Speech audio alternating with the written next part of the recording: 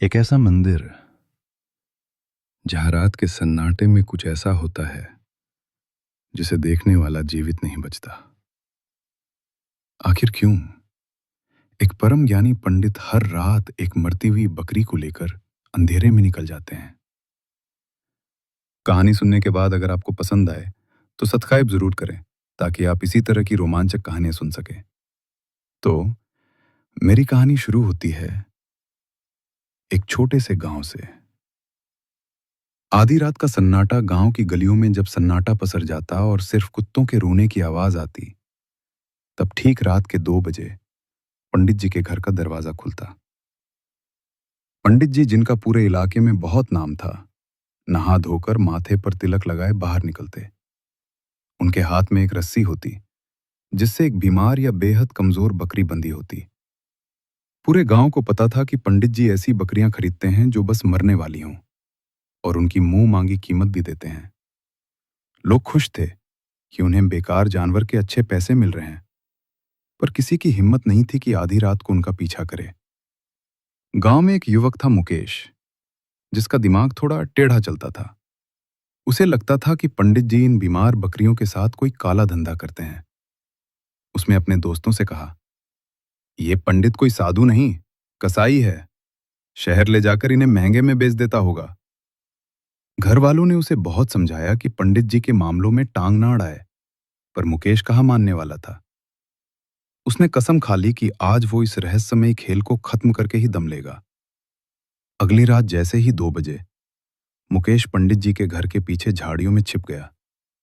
उसने देखा पंडित जी बाहर आए, बकरी के सिर पर बड़े प्यार से हाथ फेरा और मंत्र पढ़ते हुए मंदिर की ओर बढ़ने लगे।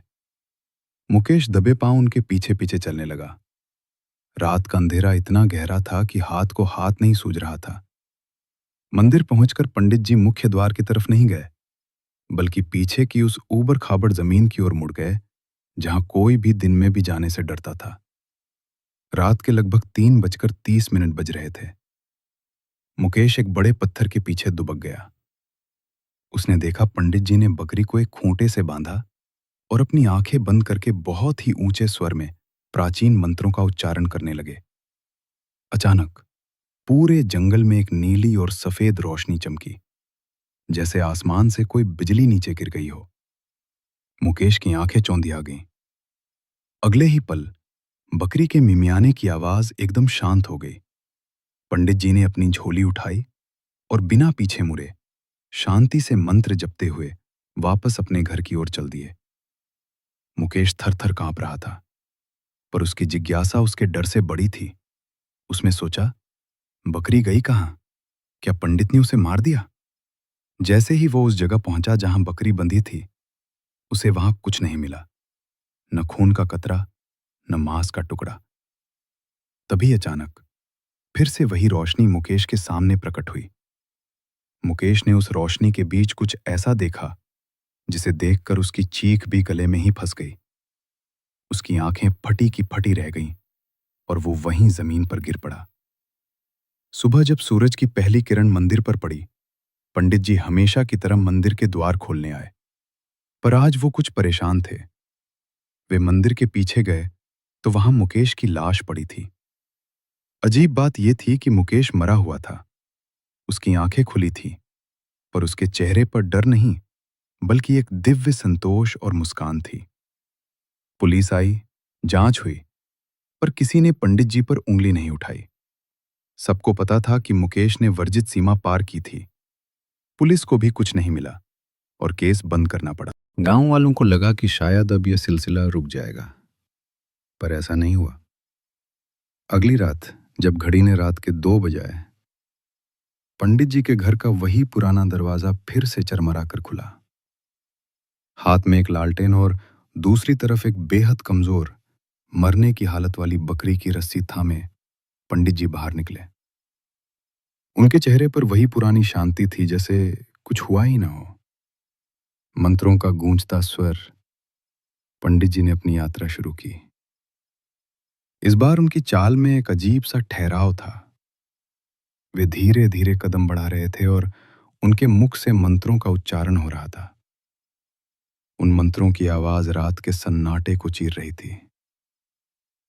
पंडित जी मंदिर के मुख्य द्वार पर पहुंचे, पर उन्होंने हमेशा की तरह उसे छुआ तक नहीं। वे सीधे मंदिर के उस पिछले हिस्से की ओर बढ़ गए जहां अभी कुछ दिन पहले ही मुकेश की लाश मिली थी। पंडित जी ने बकरी को उसी जगह खड़ा किया। रात के करीब 3:30 बज रहे थे।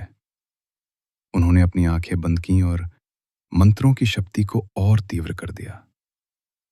अचानक वही अलौकिक नीली रोशनी फिर से प्रकट हुई।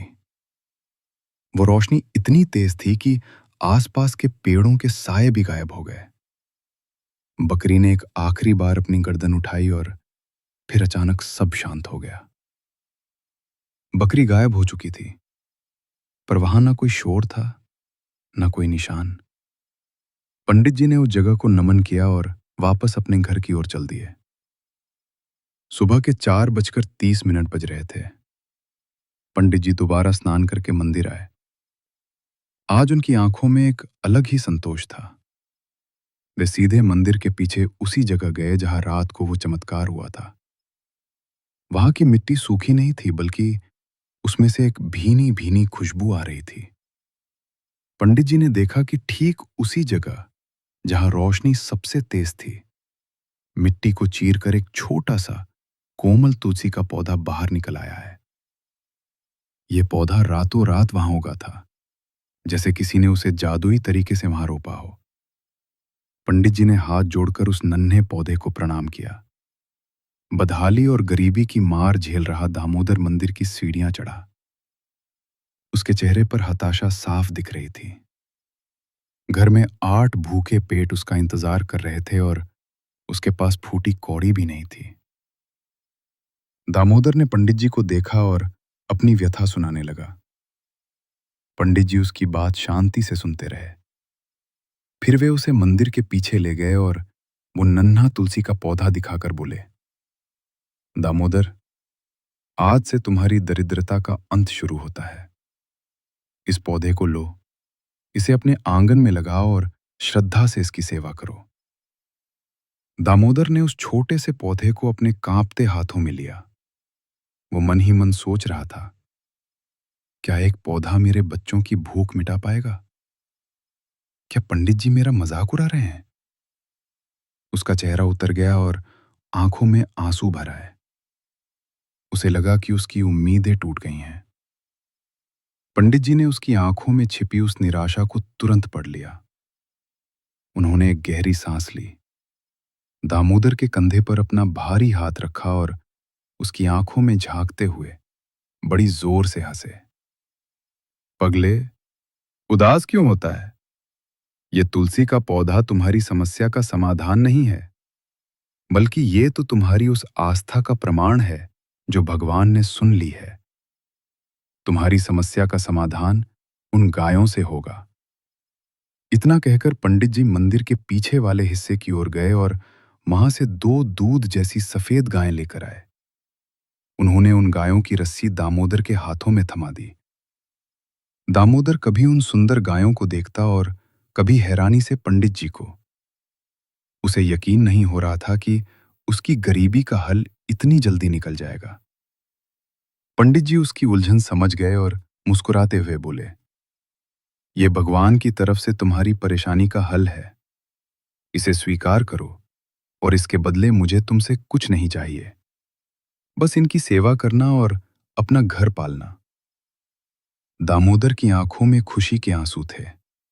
उसे अपनी मेहनत और पंडित जी की दया पर अब पूरा भरोसा था। तो दोस्तों, मुकेश की मौत की वजह कोई काला जादू नहीं, बल्कि उसकी वो जिज्ञासा थी जो सीमाओं को लांघ गई थी। सच तो यह है कि दुनिया में कुछ सच ऐसे होते हैं जिन्हें कभी सामने नहीं आना चाहिए। उनका छिपा रहना ही सबके हित में है। पंडित जी कोई तांत्रिक नहीं थे। वो तो उस दैवीय शक्ति के माध्यम थे जो बीमार और लाचार जीवों के कष्ट को स्वीकार कर लेती थी। बदले में उस रोशनी से हर सुबह एक नया जीवन, कभी तुलसी का पौधा तो कभी एक बछड़ा या स्वस्थ बकरी का बच्चा प्रकट होता था, जिससे पंडित जी गांव के गरीबों की मदद करते थे। जहां दुनिया पंडित जी को शक की निगाह से देख रही थी, वहीं वह खामोशी से इंसानियत की सेवा कर रहे थे। अगर आपको ये कहानी पसंद आई और आप पंडित जी की इस निस्वार्थ सेवा से प्रभावित हुए, तो सब्सक्राइब जरूर करें ताकि हम आपके लिए ऐसी ही और रहस्यमयी और प्रेरणादायक कहानियां लाते रहें।